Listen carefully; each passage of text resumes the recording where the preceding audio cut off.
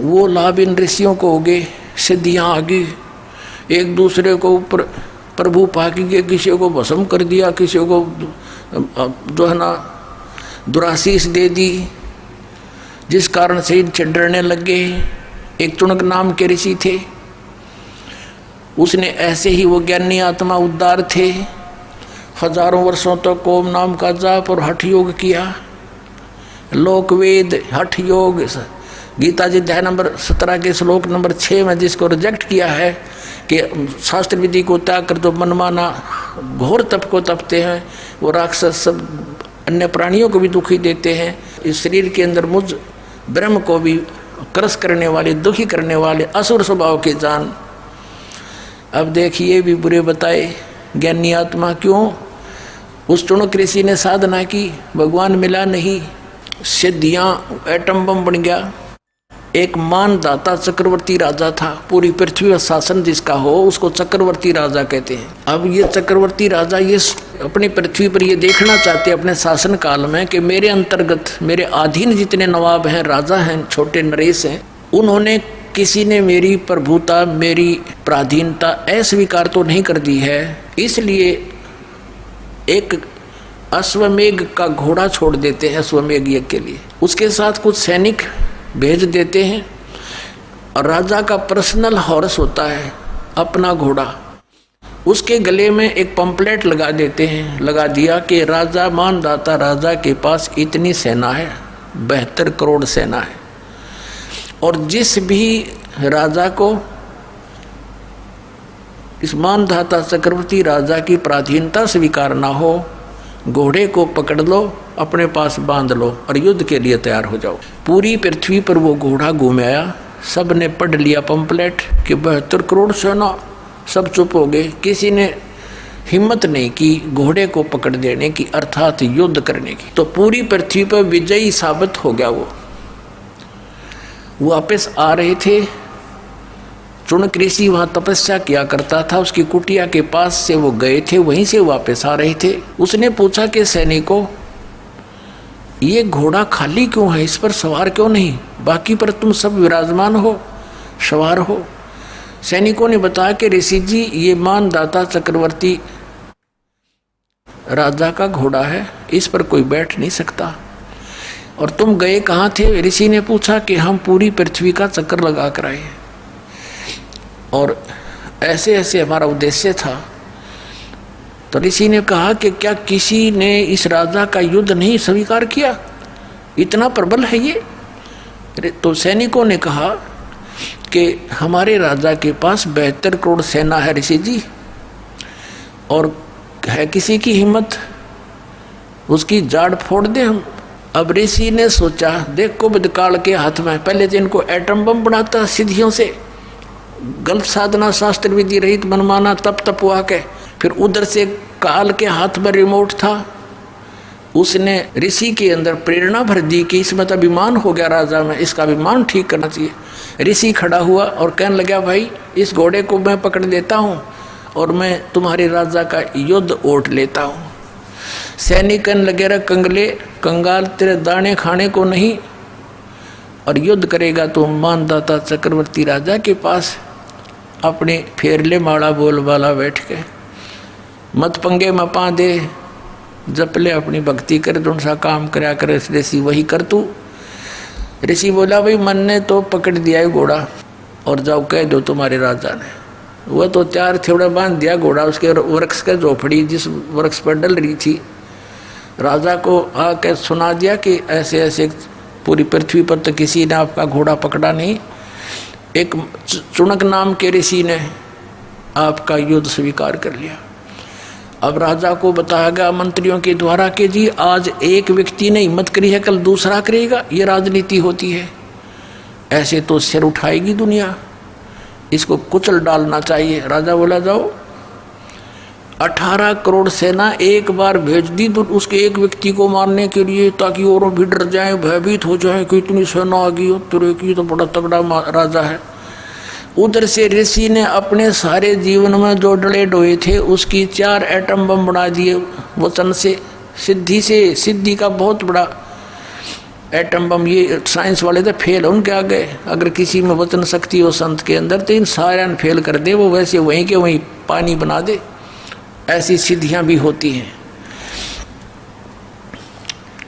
अब ऋषि ने अपनी 4 पुत्री बना ली, 4 एटम बम बना दिए अपनी सिद्धि से, अपनी शक्ति भक्ति जो सारा दिन सारे जीवन में डरे डोए थे। एक पुतली छोड़ दी, 18 करोड़ अक्षौणी सेना का कत्लेआम कर दिया, नाश कर दिया। राजा ने दूसरी टुकड़ी 18 करोड़ की भेज दी, ऋषि ने दूसरी पुतली छोड़ दी। 72 करोड़ सेना चक्रवर्ती राजा की नाश कर दिया। अब इसके बारे में सूक्ष्म वेद में बताते हैं, 72 अक्षौणी खा गया ये चुनक ऋषि सुअर एक, दे धारे जोरा फिरे ये सभी काल के बेख। हे भगवान, कबीर साहेब बुद्धि छोड़। परमेश्वर ने आके बताया कि ये 72 अक्षौणी 72 करोड़ सेना खा गया कौन? वो ऋषीश्वर, ऋषियों में भी श्रेष्ठों में भी श्रेष्ठ ऋषि के ये लक्षण है यहाँ के नकली ऋषियों के। इनको हम ऋषि कहीं तो राक्षस कहना चाहिए इनको। बता, ऋषि का के मतलब पंगा लेने का, वो अपनी भक्ति करे, राजा अपना काम करे, जाने तो करता रहे। तो ये राक्षस स्वभाव को धारण किए हुए ये ऐसे लोग हैं। और इसलिए गीता ज्ञानदाता कहता है मेरी साधना भी उत्तम नहीं अनुत्तम है, इसे कुकर्म करेंगे फिर ये बाद में इसको करके ने। अब क्या बताया भगवान ने, कबीर साहब ने, कि 72 अक्षौणी खा गया, कत्लेआम कर दिया, इस खा ली वो। और चुनक ऋषीश्वर एक, ये दे धारे मौत फिरे, जोरा माने मौत। तुम न ऋषि को, ये तो चलते फिरते जल्लाद हैं, जल्लाद। थोड़ा सा इन्हें छेड़ दे जब तेरा जो नाश होगा। पहले संतों की ये काम होया करें। कबीर परमात्मा आए थे, भगवान पत्थर मारे, डले मारे, तेल के उबलते हुए सरसों के कढ़ाई में डाल दिया, टुकड़े टुकड़े कर दिए, फिर भी खड़े पाए मालिक, और किसी को बद्दुआ नहीं दी। ये होते महात्मा। सर्वगुण संपन्न है कबीर परमात्मा। वो पूर्ण विद्वान वही थे, जगत गुरु वही थे, और तत्वज्ञानी तत्वदर्शी संत वही थे, विद्वान वही थे, और भगवान वही है।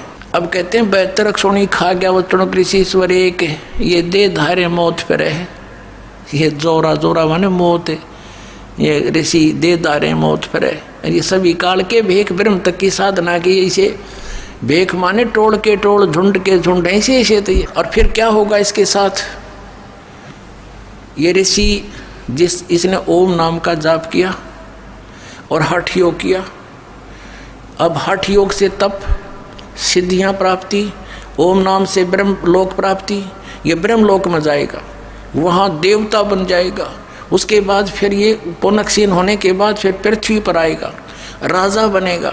राजा बनकर के तो शिकारी बनकर शिकार मारेगा, दुनिया जीव हिंसा करेगा। राजा एक दूसरे के साथ लड़के करेगा, यानी फिर कर्म फोड़ेगा। फिर इसको कहाँ भेजेंगे? नरक में ठोकेंगे। नरक भोग कर फिर पृथ्वी पर आएगा, फिर ये कुत्ता बनेगा ये चुनक ऋषि। और इसके सिर में कीड़े पड़ेंगे, जख्म।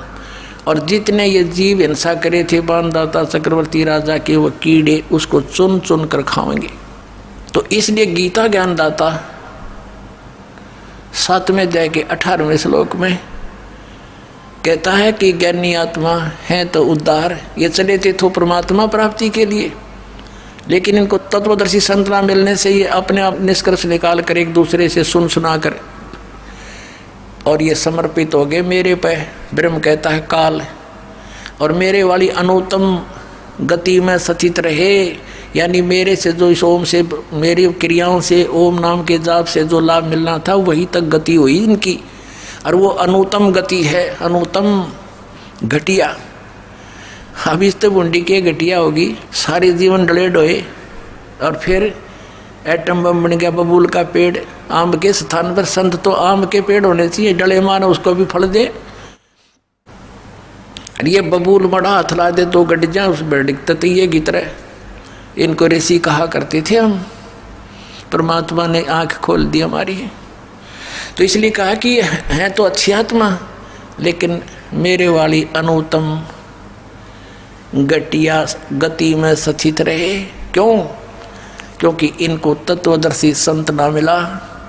इसलिए 18वें अध्याय के 62वें श्लोक में कहा है कि अर्जुन तू सर्वभाव से उस परमेश्वर की शरण में जा, उसकी कृपा से तू परम शांति और सनातन परम धाम को प्राप्त होगा। तो पुण्यात्माओं, परमात्मा ने 600 वर्ष पहले कहा था, 3 देव की जो करते भक्ति उनकी कदे ना होवे मुक्ति। और आज इन सब सदग्रंथों ने समर्थन किया, Kabir is God, Kabir is God. बोलो सतगुरुदेव।